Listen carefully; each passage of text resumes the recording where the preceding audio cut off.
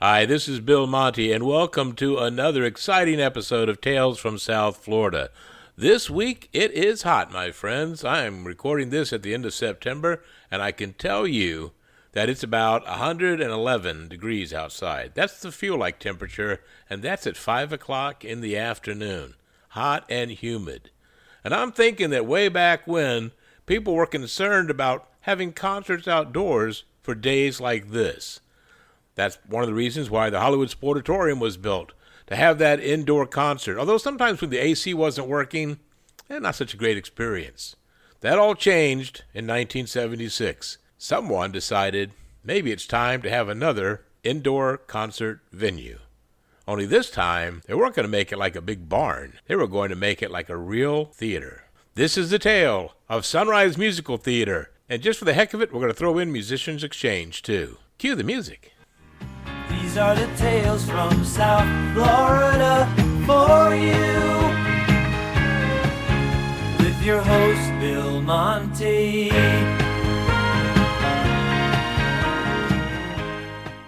I think we can all agree, if you attended concerts in South Florida, well, it was some amazing times at some amazing venues. And all the best acts always came down here. I myself saw acts at the Hollywood Sportatorium, of course, because that's where we all went. And there's a whole episode on the Hollywood Sportatorium. So if you're looking for more information, just go type in Tales from South Florida, Hollywood Sportatorium, and you can listen to it. Off the top of my head, I think it's episode number 4, but it could be another one. There was also Pirates World. Of course, there's another episode about Pirates World, too. Pirates World had the notorious concerts, and it was the concerts that probably brought about the end of that amusement park. But in South Florida, you also had, I remember seeing Dave Mason and a whole bunch of other bands at the racetrack, Hialeah Racetrack. There was also concerts that were held at the Orange Bowl, Loggins and Messina, Jimmy Buffett, so many others, the Eagles, I remember. Certainly after it was built, Joe Robbie Stadium. Sorry, I still call it Joe Robbie Stadium. I don't know what it's called today. It's been so many other different things. But back in the day, of the time of the Sportatorium, someone must have thought to themselves, it'd be great to have a really nice theater. The kind of theater where someone like Frank Sinatra might come, or Bob Hope. I know, some of those names don't mean anything to some of the younger listeners, but if you're my age, those were big stars at the time. But they weren't going to come to the Hollywood Sportatorium. Yeah, Elvis did, but I don't think Sinatra ever did. I could be wrong. Drop me a line if you know for a fact I am. So it came to someone's mind, how about we duplicate putting a venue out in the middle of nowhere? I don't know why this is always it was. When it was first built, Sunrise Musical Theater was at Nob Hill and Commercial. That's where the building still stands, by the way. But there wasn't much else around it back at that time. Got to remember, it was 1976 when Sunrise Musical Theater came to be. And it did house all of the old-time acts, more of the kind of acts that our parents would go see. I remember my mother being so excited seeing Frank Sinatra perform there. And I think they went to a few others, maybe even that Rat Pack concert that came together that I think Sammy Davis had to drop out of, or Dean Martin. And so Liza Minnelli ended up taking the place of one of the performers. Another time, Johnny Carson, I know, performed out there. And one of the few times he ever went back to doing stand-up on the road. But when it opened in 1976, it didn't open with a great musical act. It opened with a performance of the play Pinocchio and featured the cast of the K. Rockefeller Children's Theater from New York City. That was December 27th, 1976. It was the performer Bobby Vinton who officially opened the theater on December 29th, 1976. Oh, he of Blue Velvet fame. Notable other performers included Air Supply, Sheena Easton, Barry Manilow, Bob Dylan, The Kinks, Carole King, Chicago, The Outlaws, Black Sabbath, Olivia Newton-John. A lot of the acts that used to go to the Sportatorium now started going out to Sunrise Musical Theater. And this helped actually bring about the end of the Hollywood Sportatorium in its heyday. Because why would you go to that place where the rain could actually... You could actually be rained out indoors. There weren't a lot of options for food. The parking was terrible, and sometimes the AC just didn't work. When you could go to this beautiful, and it was a beautiful theater. It sat about 3,700 people, I think. I have a personal history there. I can tell you first the concerts that I did see. I remember seeing Blondie there, and I believe Johnny Rotten and the Sex Pistols opened up. I could be wrong on that. Someone went to that concert, remind me. It was my first and only punk rock band that I ever saw.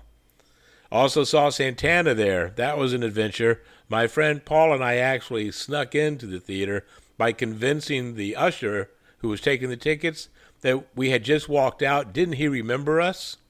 And then we went in and found seats, which we had to move a couple of times. I saw Al Jarreau there, Chuck Mangione several times. Saw the comedian David Brenner there. I saw Jimmy Buffett perform on a solo tour. He didn't have band with him at all. He sat like on a little makeshift island with a palm tree and a beach chair and just did his best songs. That's my favorite Buffett concert. I remember seeing Dan Fogelberg there also. What an incredible musician he was. And come around 1983, I actually performed on the stage of the Sunrise Musical Theater. I was part of an act that went around touring condominiums, and we did cruise ships and things like that. Shout out there for anyone who remembers Razzmatazz. Jazz hands, please. But we did a performance there. It was sold out. And let me tell you, if you've never experienced it, getting a standing ovation from about 3,700 people, yeah, it's pretty wild. And that was really cool to perform on that stage, remembering the artists that I had seen there, and I was still to see a few more artists.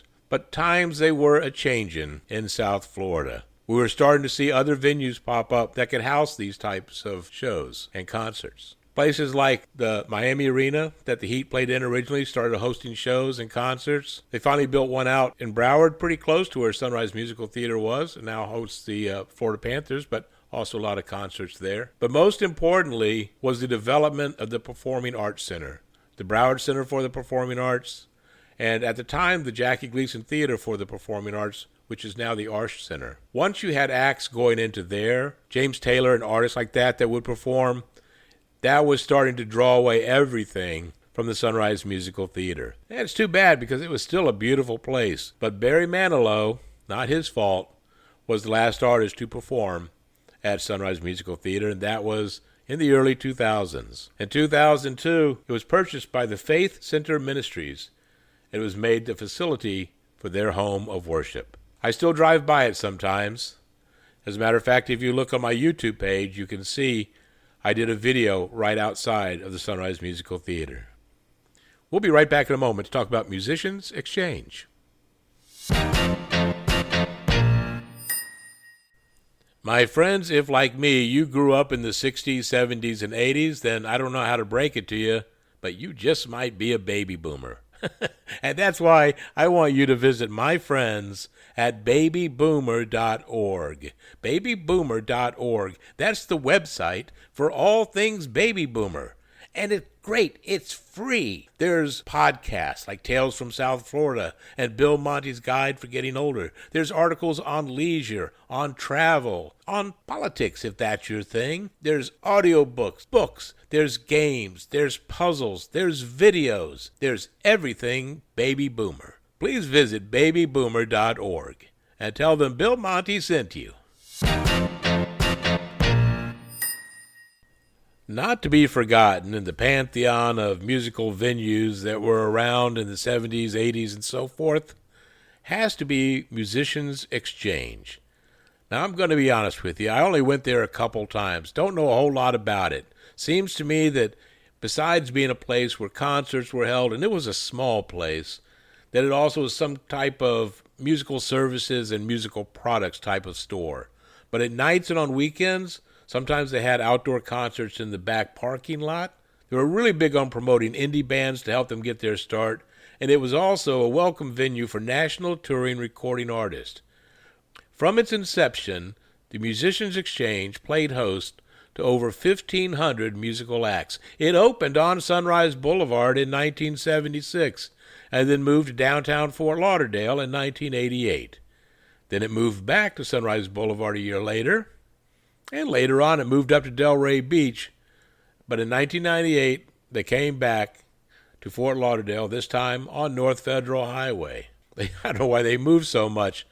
There were artists who performed there, like Big Brother and the Holding Company, long after Janis Joplin had passed away. Gato Barbieri, Richie Havens, Livingston Taylor, Leo Kottke, Mark Farner from Grand Funk Railroad, Savoy Brown, Buddy Guy.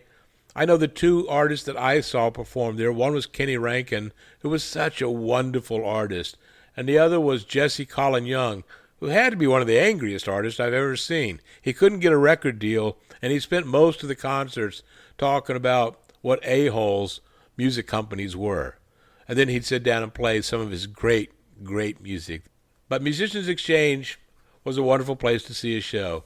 It was very small. I don't think it held more than about 70 people at a concert. If you have more information on it, I hope that you'll scroll down to where you can leave me a text message and leave me a voicemail and tell me about your experience or what you know about Musicians Exchange, and I can include that in a future episode.